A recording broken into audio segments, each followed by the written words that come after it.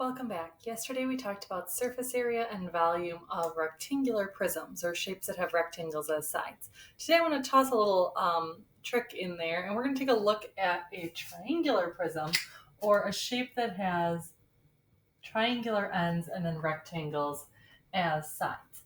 When we look at a shape like this, what's important to note is that it's going to have three sides that are rectangles and then just two sides that are triangles. It might be easiest to think about this by thinking about it laid out. So what I'm going to do is I'm going to make a net of this shape. So a net just means that I would cut the seams and kind of unfold it.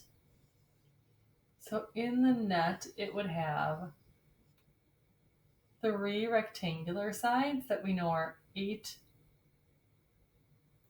by 6, and then two triangles. So you can imagine if I cut that out, I could stand these triangles up, and then these two sides would come in, and I would make this shape overall. Now that I have this figured out, I can see that to find the surface area, all I'm going to need to do is to find the area of each of those rectangles, the area of the triangles, and then add it all up. So the area of the rectangle is just length times width. So 6 times 8 is 48, and I have three of those. So I could do 48 times 3. 3 times 8 is 24. 3 times 4 is 12, 13, 14. So far I have 144, whatever my units are. Let's call this meters today. Meters squared.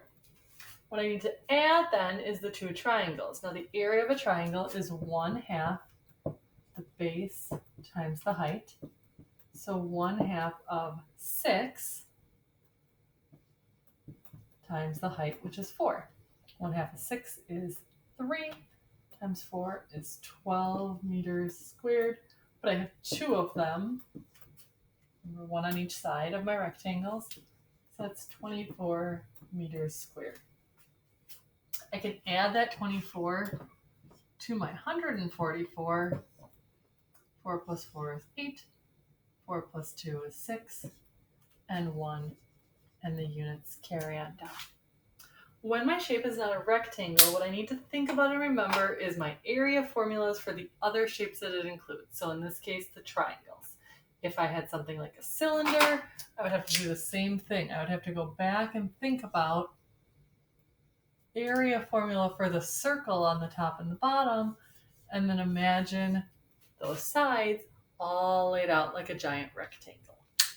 We can find surface area of any shape. We just have to remember all the different formulas for the shapes that make it up.